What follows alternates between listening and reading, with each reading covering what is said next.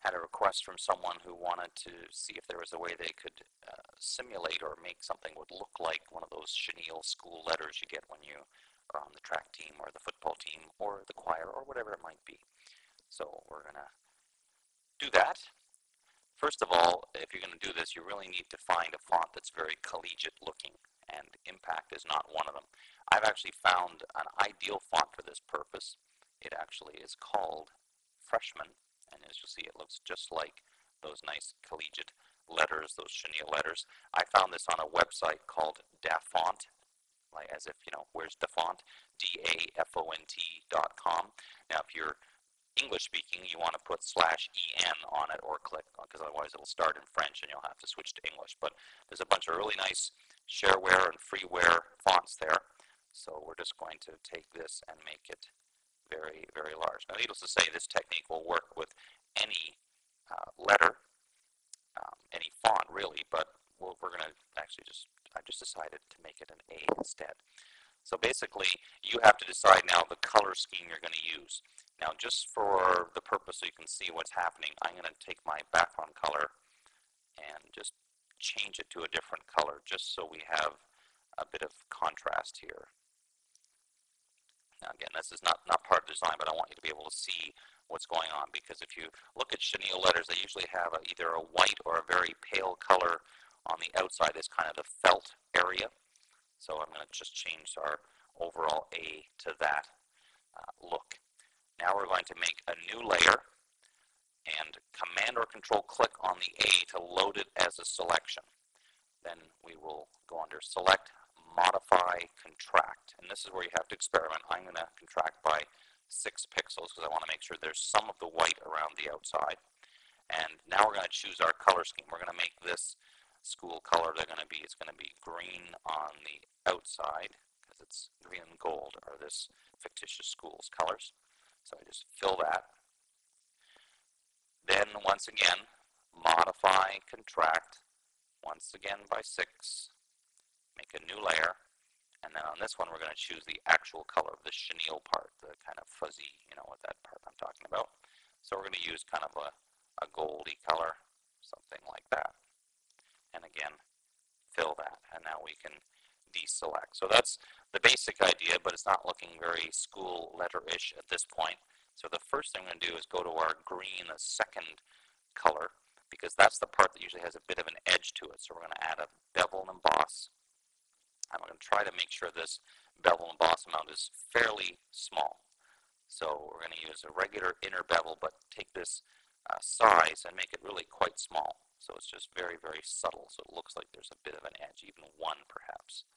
And maybe we'll just soften that up just a tad. Because we just want it to be a very subtle look, like there's some height to it. Then we're going to take our top layer, which is our chenille part, and we're going to use Filter, Texturizer, which will, of course, open an enormous dialog box, much bigger than we could ever think necessary.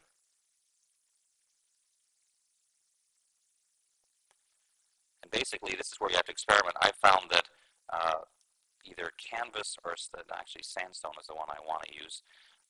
And usually it comes in looking something like this, very subtle. We want to look much more like chenille, so the way we do that is push the relief up fairly high. You can experiment with the scaling if you really want to make it big or smaller. I find somewhere in this sort of range. And again, you can experiment a little bit. But look at that, just by doing that little things now, this looks much more like one of those school letters. So at this point, if I link these 3 layers together, I can, of course, do things like free transform, do whatever I want. Now we're going to do one last thing. This is sort of an optional step, but if you really want to create the illusion, you can do this. We're going to Command or Control click on the very outside one, make a new layer, and we're going to contract that by just a few pixels. So it brings it just in slightly. As where it gets a little tricky, we're going to go into the Paths menu and choose Make Work Path. And that's going to turn this, the selection into a path.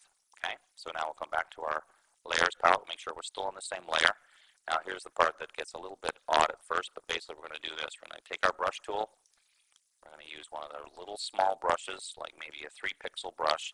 But we need to look at our big brushes palette that has some of the other options, including spacing. So if we increase the spacing, you see now I start to get space between the brush. Okay, so do that. Now we're on the layer. Remember, we still have a path. So we go back to the paths palette, and at the bottom of the paths palette, this second button is the stroke path button. If I hold down, oops, hold on one second. First thing first, make sure I have kind of a gray color. So we're on our brush. We've already chosen the brush. We want this opacity all the way up. Okay, so now we're in our paths palette. Hold down Option Alt and click on the stroke path button. It'll ask you, what do you want to stroke it with? And I'm going to say I want to stroke it with my brush tool. Now it's going to be the brush tool using that brush I previously created. So when I click OK, it will go around paint. If I hide the path, you see it just adds little tiny dots around the outside. Now if we do this correctly and play with opacity, you can just very subtle make it look like there's just a little bit of that kind of stitching around the outside that would be necessary if we were going to really stitch it onto something. So again, now we would go through and name all these layers. The only thing about the way this is done is, of course, if you want to change it to a letter T, all these other layers have to start over again. So in part 2 of this movie, we'll see how we can automate this by creating an action to do all these things. But again, you can get the idea, and we'll just take this A in a moment and put it on a different background. So here's our finished product. We just linked the layers, dragged them into another photo, added some type, and we've got a nice looking school letter that we can easily use in any way we want. Wait just a moment. That's all there is to it.